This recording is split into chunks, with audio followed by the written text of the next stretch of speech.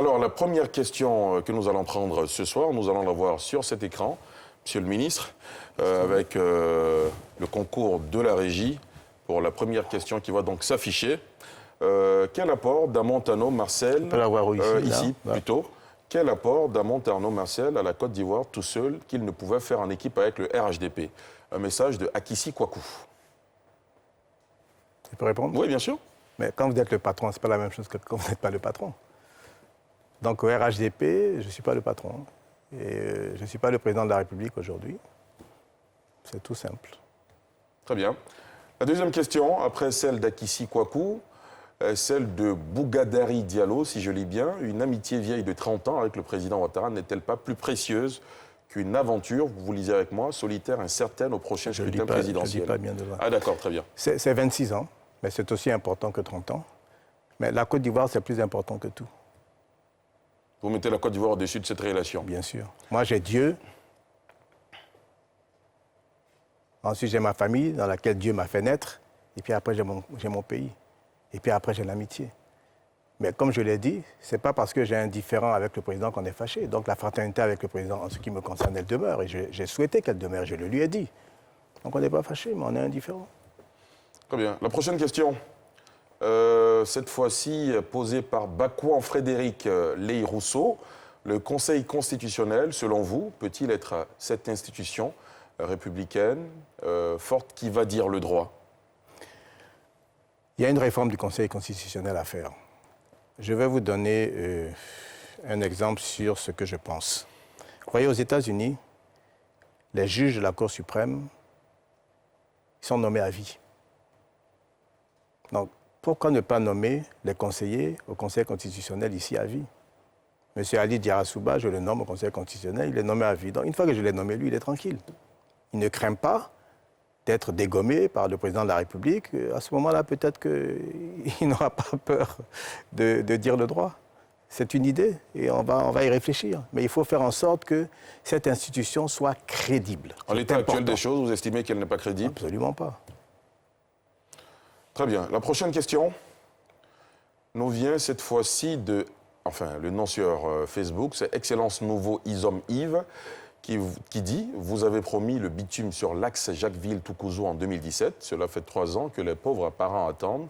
À quand la concrétisation de cette promesse ?» C'est vrai que vous avez fait cette promesse? Je ne suis pas un démagogue. Comment je peux aller promettre le goudron dans un axe? Non, ils avaient ce besoin. Donc je leur ai dit, je vais intercéder pour que cela soit fait. Et je ne suis pas seul, il y a le maire de Jacquesville, etc. Bon, j'ai intercédé, ce n'est pas encore fait. C'est pas encore fait, mais c'est pas d'informations sur la bonne voie. Moi, je ne suis plus au gouvernement depuis 6 mois. Très bien. La prochaine question de nos internautes est signée Des Cavalli. Pourquoi avoir trahi la confiance du président Ouattara après tant d'années de collaboration? Autant de questions qui reviennent sur votre relation avec le président Ouattara. C'est son point de vue. Je n'ai rien trahi. Moi, je suis un homme loyal. J'ai dit au président ce sur quoi je n'étais pas d'accord. Donc, en quoi j'ai trahi? Je n'ai rien trahi. Non. Je suis loyal, je suis un homme loyal. C'est une de mes qualités. Et je dis toujours ce que je pense. Toujours. Très bien. Alors, prochaine question. Quel est votre projet pour les jeunes? Monsieur B. Emmanuel qui vous pose cette question. Vous l'avez un peu évoqué au cours de l'émission, mais si vous pouvez revenir là-dessus. Alors, vous voyez, je parle souvent de la manière de gouverner. Et je dis qu'il faut exercer un pouvoir participatif. C'est-à-dire qu'il faut faire en sorte qu'on crée un cadre de concertation permanent avec la société civile, les femmes, les jeunes, les politiques. Parce que vous voyez, un jeune qui a des problèmes, c'est comme un enfant qui se plaint. Quand l'enfant se plaint, il pleure. Vous lui demandez, mais pourquoi tu pleures? Il vous dit pourquoi il pleure. Mais qu'est-ce que tu veux? Il vous dit ce qu'il veut. C'est dans le cadre de cette concertation, de ce dialogue, de cet échange, qu'avec les jeunes, on décidera de ce à quoi ils aspirent et comment y arriver.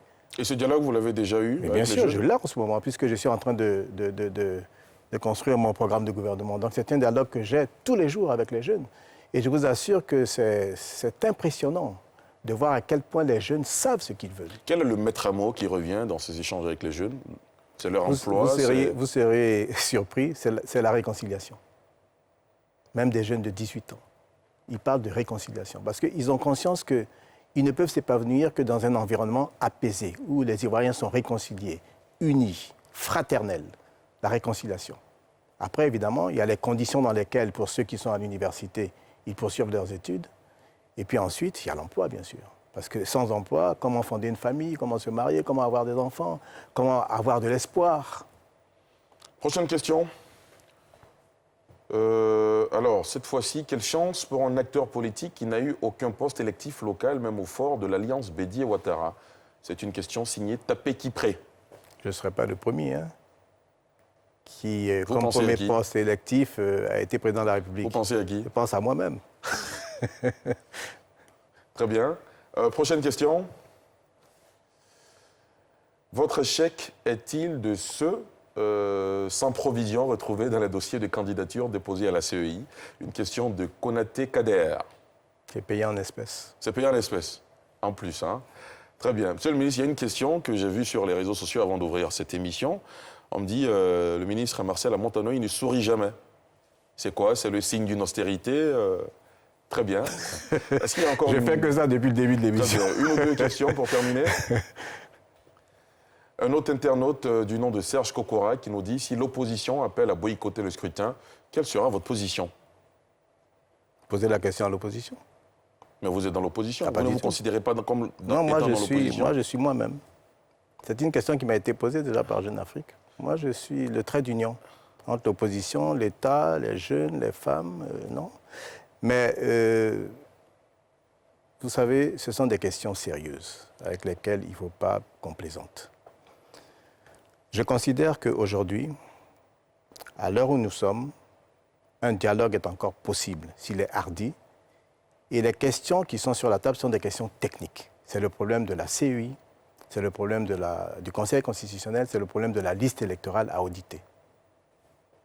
Si on est volontaire, si on aime notre pays, si on est soucieux de ne plus avoir de morts, on s'assoit autour d'une table et dans le délai imparti, on peut régler ces problèmes-là. Il vaut mieux qu'on les règle plutôt que d'aller à des élections avec une crise préélectorale qui est en train de s'établir ou bien une crise post-électorale, des morts.